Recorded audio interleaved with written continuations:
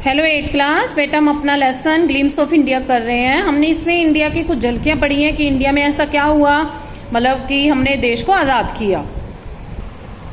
हमने मीन्स हमारे पूर्वजों ने क्या क्या किया था हमारे देश के लिए। ठीक है, तो अब ये पढ़ेंगे हम 1855 से 1857 का टाइम है। Taxes continue to ruin the peasants. जो टैक्सेस थे, मतलब जो लगान था, जो कर था, वो लगातार बढ़ते जा रहे थे और जिससे किसान परेशान हो रहे थे। किसानों को बर्बाद किया जा रहा था। रूइन मीन्स बर्बाद करना। ठीक है, किसानों से इतना लगान ले लिया जाता, किसान फसल उगाता और फसल को लगान के रूप में ले लेते कि वो भूखों मरने लगे। इन बंगाल में the Santhals who had lost their lands, Santhals नाम का कबीला था जो कि अपनी लैंड्स को खो देते हैं। अंडर न्यू लैंड रूल्स, नए रूल्स जो है बनाए जाते हैं लैंड रूल अंग्रेजों के द्वारा, और उसके अंडर उनकी ज़मीनें छीन ली जाती हैं। बिकेम डेस्परेट, तो उनकी कंडीशन बहुत ख़राब हो गई। इन 1855 में दे रोज इन रेबिलियन, उन्होंने विद्रोह कर दिया कि इन्होंने संथल्स ने। And massacred Europeans and their supporters alike, और यूरोपियंस को भगा दिया गया, मतलब विद्रोह कर दिया और खून खराबा किया गया। Discontent was brewing in the East India Company's army too. अब ईस्ट इंडिया कंपनी में भी लड़ाई झगड़े होने शुरू हो गए। The white soldiers gets use pay mansions to live in servants. जो वाइट सोल्जर्स थे उन्हें बहुत ज़्यादा पैसे मिलते थे और उन्हें अच्छी जगह रखा भी जाता था।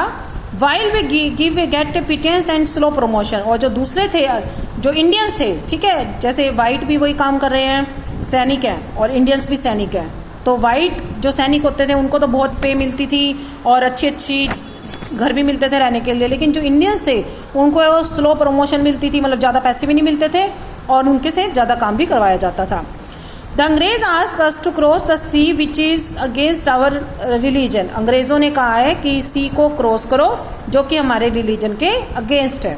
हु इज़ द टोपी वाला to abolish our old age custom. ये टोपी वाला कौन होता है जो कि हमें हमारे रीति रिवाज से दूर कर रहा है। ठीक है, तो ये इंडियंस जो है आपस में बात करते हैं। Thousands of other sipahis revolted. बहुत सारे सिपाही जो थे वो लड़ाई करने में लग गए। दे वर स्ट्रिप्ड टू देयर यूनिफॉर्म्स। उन्हें अपनी यूनिफॉर्म्स पे भी लड़ाई करनी उन्होंने शुरू कर दी कि हम ये यूनिफॉर्म नहीं पहनेंगे। सिपाही मंगल पांडे, एक सिपाही था Mangal Pandey, attack the adjutant of his regiment and was executed. उसने अपने रेजिमेंट पे अटैक कर दिया और उसे फिर निकाल दिया गया वहाँ से।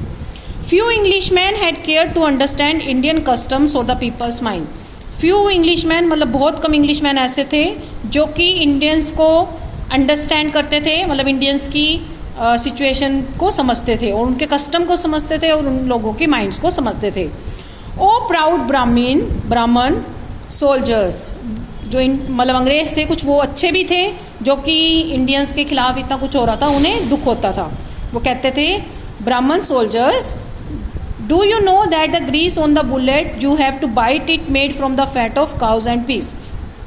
आपको पता है जो ब्राह्मण होते हैं वो मीट मच्छी को हाथ नहीं लगाते, सिर्फ वेज खाते हैं। तो जो ब्राह्मण सोल्जर्स थे, तो कुछ जो इंग्लिशमैन थे वो उन्हें बता देते हैं कि जो बुलेट, पहले के टाइम में बेटा बुलेट को मुंह से खोल के और फिर उसको फेंका जाता था, मतलब बॉम्ब टाइप। तो कहते हैं जिस बुलेट को आप अपने मुंह से खोलते हो वो आपको पता है कि गाय की मांस से और पिग के मांस से बनता है। ठीक है, उन्हें पता नहीं था ये बात। वट, तो ब्राह्मण कहते हैं अच्छा, ब्राह्मण कहते हैं अच्छा, हमें तो पता ही नहीं था। व white man has receive us too, जो अंग्रेज हैं उन्होंने हमें धोखा दिया, उन्होंने हमारे कस्टम को खत्म कर दिया। Soon chapatis were sent from village to tell the people that their emperor would want their services. इतने में लोगों को विलेज टू विलेज कहा जाने लगा कि उनके राजा को उनकी सर्विस की ज़रूरत है, मतलब बहुत सारे लोग इकट्ठे होकर आ जाओ।